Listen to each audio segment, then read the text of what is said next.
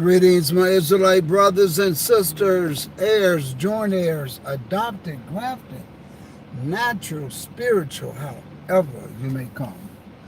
I titled this The Most Credible Book in World History. You know, there's a lot of books out there, including the news media today. How you doing, Sister Tia? There's a lot of platforms, new news media platforms, whether it's television, paper, no matter what. There's a lot of sources of information that we get in terms of news. And today we're living in the era of time. How you doing, Sister Sheila? How you doing, Brother Philip? Sister Hope? So today we live in a time that I'm talking about the most credible book in world history, the most credible book in world history. And I put down KJV, the King James Version Bible. We live in a world of time that the media outlet, the news media outlets, the different platforms, whether it's television, radio, newspaper, magazine, none of them can be trusted. None of them can be trusted. There's an old adage, believe nothing you hear and half of what you see. When it comes to our media networks, whether you see it or hear it, don't believe it. It's just you unless you are there for yourself to be a witness, you cannot trust the outlets today. I'll give you an example. There was a time that you knew that Fox News, it was just full of propaganda. When President Obama was in, they just made it their goal to go after him and put out fake news. Today, CNN puts out fake news. Several things that they have reported has just been fake, not reliable. And it may not be the network, but it could be their people who's giving them information. Maybe they're not checking on it. Maybe they're not following up on it. Maybe they don't want to follow up on it. They want to go with what they hear because it sells. News sells. The issue is when it's not credible, it makes you frustrated. And when it's frustrating, it's difficult. You can more likely depend on your local news about events that goes on around town than you can on a national level from the national platforms and networks. So I leave that to you to talk about the most credible book. On Friday night, we're going to be starting our series on the gospel according to the prophets, the most powerful, authentic, credible, prophetic book in world history. And of course, it is the Bible. We're going to be, over this series, we're going to be showing you things that have been prophesied by the various prophets and how we're going to go look in world history books to confirm the prophecy. And this is going to be big. You want to watch this series. Now, importantly, Friday night, I'm going to be starting this off with a treat. On Friday night, I am going to be showing you, using the Bible, along with world history books, the year the Messiah was born. And I'm going to show you, based upon the scriptures and outside history books, the year that he died. I'm going to prove it. I'm going to also show you what the biblical scholars have calculated as what they think. And they're very careful to say, this is what I think. This is what is most likely. This is the most probable date. So very careful not to make it an exact date. But I'm going to give you that date, and I'm going to show you, based upon the scriptures, what is the exact year that he was born, not the month, not the date, and the exact year that he died. I'm going to prove it to you using the Bible and using world history books. I'm going to show you how to use both platforms to be resourceful to you to get and calculate and confirm information. Once you learn how to do that, you can do that with anything, any prophecy in the scriptures. By doing what I want to show you, you'll be able to look at Bible prophecy, and you'll be able to get history books to confirm that prophecy. And we're going to show that to you. We're going to start off this coming Friday with that lesson. We're going to roll it out with this lesson.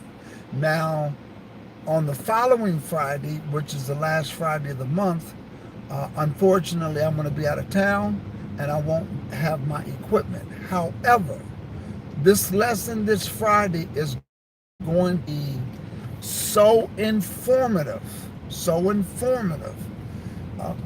I'm going to try to roll it out as a presentation as much as possible so that the following Friday, you can just get yourself some tea and the Savior over the information from the test from the lesson on this Friday. That's how great it's going to be, in my opinion. And based upon this information that I'm going to show you, I'm going to give you, and I'm going to do like what the biblical scholars do. They're very careful to say the most practical, the most probable month of his birth, the most probable, the most practical, based upon the facts that I'm going to give you. Based upon the facts, I'm going to show you what year he was born, and I'm going to show you what year he died. I'm just repeating this so you can get it, and I'm going to show you that from a biblical perspective, and we're going to use an outside history book to confirm the information. Now, we know that the scriptures say that as often as you eat this bread and drink this cup, you do show the Lord's death. So when I give you, we do know when he died. We do know, according to the scriptures, it was on Passover Day. We do know that. I'm going to show you the year. Not that it's of some sort of significant value leading to salvation. The purpose and the foundation of this exercise is to show you how authentic and incredible the scriptures are. That's the purpose of this exercise on Friday night when I give you this presentation. I'm going to show you from step 1 all the way through step Z, how I put this information together. And of course, it's not going to be as long, the presentation won't be as long as it took me to put the information together, because it's going to be straight to the point. But it's going to be very interesting, and it's very fulfilling. And again, based upon the scriptures and based upon based upon the facts that I'm going to give you, that we know the year that he was born and the year that he died, I can be able to give you a most probable, practical date of his birth. Again, the scriptures does not give us that date. The scriptures does not give us command to recognize his birth. But the scriptures does. The scriptures does, in its own way, give us the year of his birth by giving you so much information that you cannot help but to look into the encyclopedia, to look at certain events, to come up with the most factual date. And you can't help but to know certain information given in the scriptures about his life that will let you know how long he lived. Therefore, you can figure out when he died, being the year, and we know what month it was. It was during Passover. You got it. You got it. So this is going to be a wonderful exercise on Friday night. Do not miss it. Try to start. I know that people are getting settled at about 8 o'clock. A lot of places throughout the time zones this time of the year, 8 o'clock is not quite sunset yet. So I may get in there at about 8:15 to give people a little time to get settled. But let me tell you, get you some tea, get you some coffee, sit down, come on in the room, and enjoy this presentation. It's going to be an exercise to show you what I did to come up with those time periods, and you will be blessed. You will be blessed. Biblical Tea says it's raining here too. Yeah, we've been getting a lot of rain here going on. I just want to say hello to everybody that's here. I see Biblical Tea. I see Sheila, Hope, Philip. I'm driving and I'm not going to look anymore because it causes me to strain. I want to keep my eyes on the road. But all of you are coming into the room. Thank you for coming in and just being a part of this channel, and thank you for subscribing. Let me tell you this. I am confident that you're going to want to share this lesson on this coming Friday night. I'm confident that you're going to want to share it. And I'm confident that the information is so solid. After this Friday, again, the following Friday, the last Friday of the month, because I'll be out of town, I would encourage you to look at the lesson again. Look at the lesson again. Do it again. You're going to really enjoy it. That's why I call this the most credible and authentic book. Sister Sheila says she says something about it being deep. Let me see. Well, it's not safe for me to look at the comments, but because this is really raining hard. I mean, when I tell you raining hard, it's really raining hard. So you all are going to really, really, really enjoy this lesson. You really are. So that being said, I'm just driving in the rain and you know, going to go pick up my daughter and all like that stuff. So I just wanted to take a few minutes to chime in. I'm throwing out some disclaimers that, and this is the disclaimer I'm throwing out. When I give you the most probable practical date of his birth, that's it. It would be a strong probable practical date with an explanation as to why. Again, that part of it is It's this exercise and this information of knowing the year that he was born, the year that he died. Those are facts I'm going to give you. But the other probable practical month of his birth, and I don't know the date, but I have a strong opinion that it's going to be what I provided. So that's the exercise that we're going to do on this coming. That's the exercise we're going to do this coming Friday. And again, I'm giving a disclaimer. What I'm going to give you as far as a year is facts. Now, let me just lay this out again. And I want to repeat it again. The purpose of this is to show you how authentic the Bible is. And let me tell you why I want to do that. Because there are some people that would challenge the authenticity of the Bible. They would challenge the authenticity of the Bible, especially those that are Egyptologists and those that are into the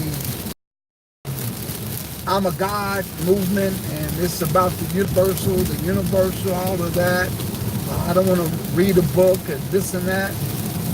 Those individuals do not believe in the scriptures.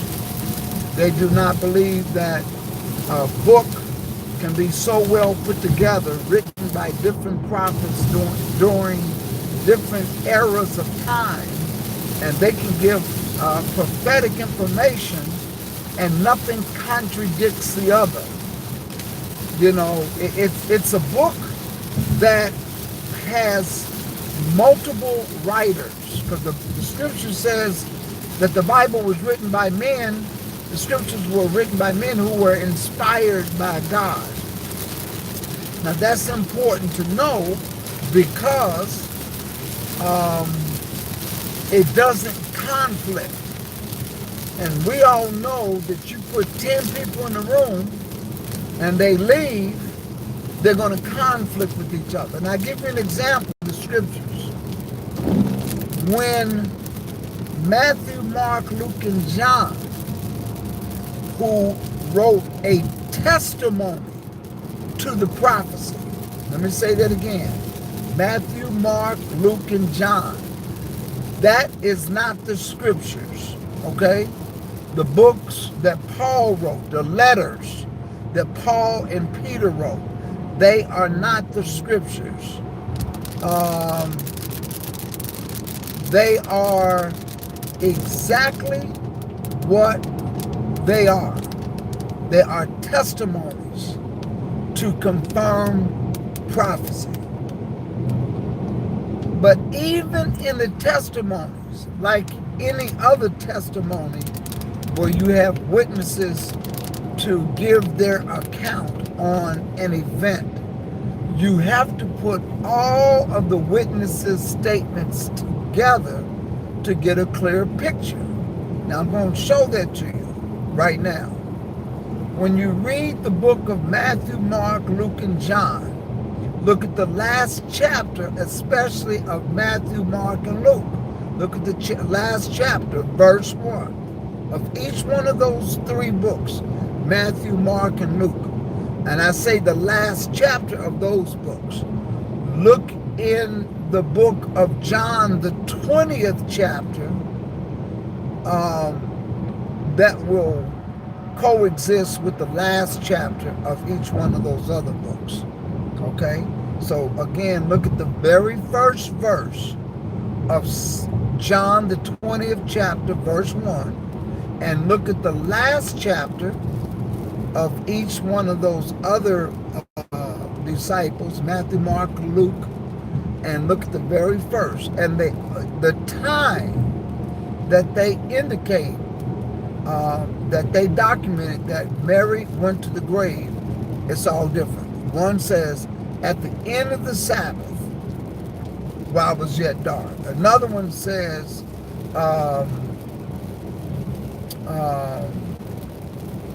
Another one says very early in the morning on the first day. Another one says on the first day at the rising of the sun. Um, so as to the time that these ladies went there, each one of those disciples give a different time, documented, written. I don't think it's a conflict because the information is the same as to what is most important that they were trying to convey. And that is when you read verse 6 of Matthew, Mark, and Luke, verse 6, and each one of those books, the last chapter, he is not here. Now, the book of John, the 20th chapter, says the same thing, but I don't think it's verse 6. But it says the same thing. He's not here. We do know in the book of John, he went there very early while it was yet dark on the first day. But the point that they're all trying to convey is that his body was missing when the ladies got there. That's what's important. So it's the time, which is the least most important thing. It's important, but it's the least most important thing. The main important thing is that when they got there, he was already gone. Okay? So it doesn't conflict with itself at all. You just need to know what's important and what things that they're trying to convey. So, but again, we're going to use the scriptures. We're going to use different books, and we're going to get several different things. We're going to put those things together to show what took place that would lead me to conclude the year that he was born. Strong evidence from the Bible. And I'm going to show you strong evidence from scriptures from the Bible when he died, which we know, but we're still going to go into it, and other information that is solid enough to let you know how long he was on earth. And we know that it was for 33 and a half years, but we want to see that, because then you'll see how I put the time of his death, the year of his death, together. And then we're going to look at other outside information that will confirm that. Okay? I'm not going to give you the year. We're going to do it in the exercise and get it. So first of all, thank you all very much for tuning in on this car cam.